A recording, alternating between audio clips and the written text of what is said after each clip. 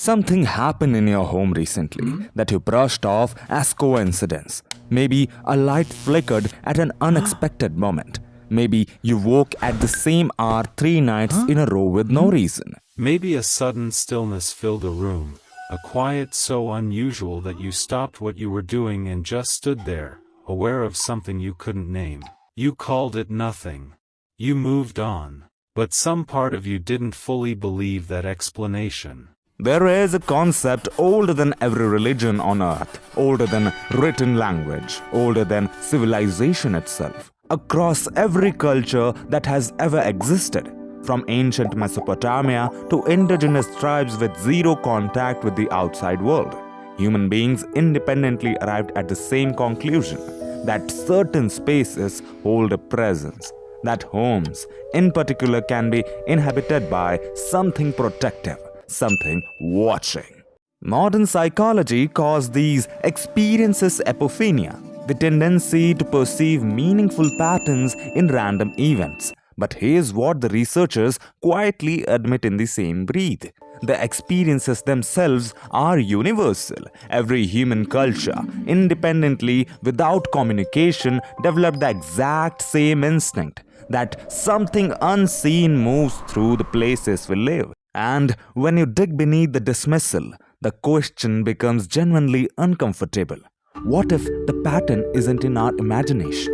What if the pattern is in the presence? The first sign is temperature. Not dramatic cold, not movie-style chills. Something far subtler. A pocket of warmth in a room with no heat source. A coolness that settles in a corner where nothing cold exists. Physicists have no clean explanation for localized temperature shifts in sealed environments.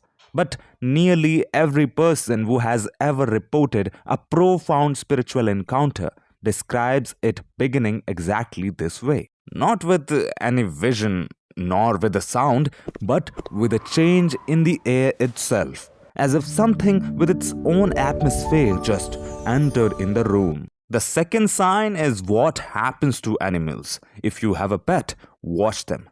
Not when they are startled, when they are calm, when they slowly turn and stare at something invisible to you.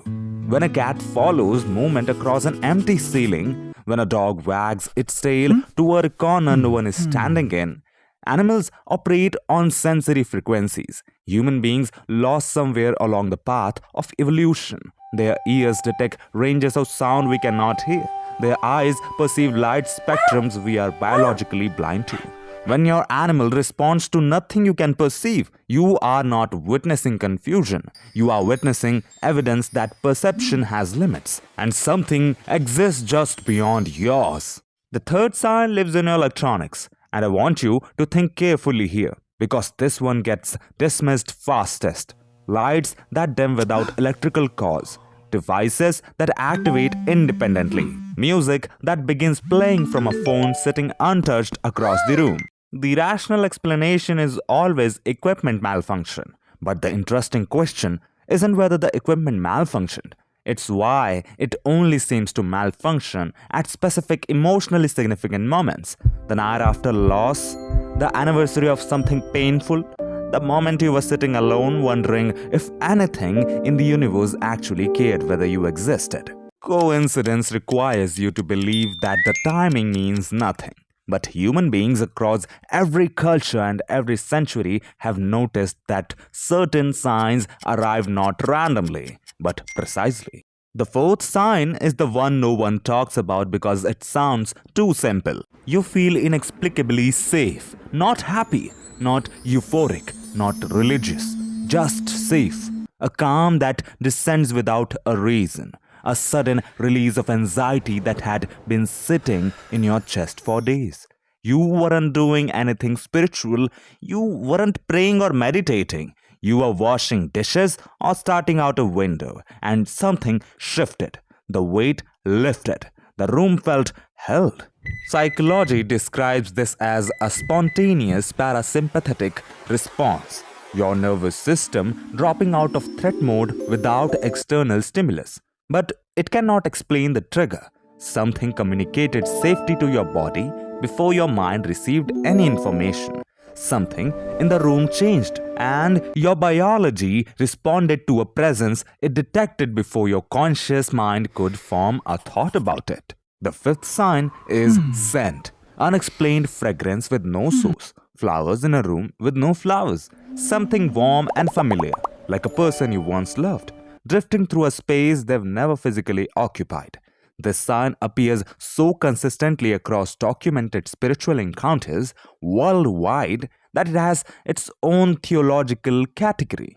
The spiritual literature of Christianity, Islam, Hinduism, and indigenous traditions all independently describe this same phenomenon, a scent arriving as announcement, as comfort, as confirmation that something moved through. The sixth sign is what happens in your dreams when you are inside that home. Not nightmares, not stress dreams, dreams where someone visits and doesn't speak but leaves you with a feeling you carry into the morning, a certainty you cannot justify, a peace that doesn't match anything happening in your waking life. Ancient cultures call these threshold dreams, messages delivered at the border between worlds. Modern sleep researchers call them hyper-associative states where the brain accesses emotional information it cannot process during waking hours. Both descriptions interestingly point to the same conclusion, that something arrives through the door consciousness leaves open during sleep.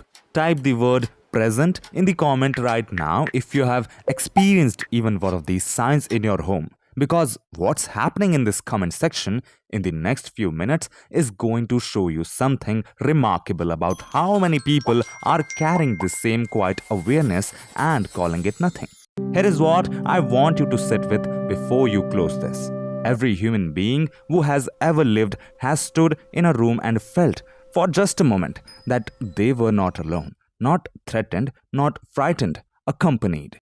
And every civilization that has ever existed built an entire spiritual architecture around that feeling, not because they were primitive, not because they were deceived, but because feeling was too consistent, too universal, too precisely timed to be meaningless. You were not designed to move through life unprotected and unwitnessed, and maybe not as metaphor, not as comfort, but as something genuinely real. The signs in your home are not your mind creating pattern from chaos.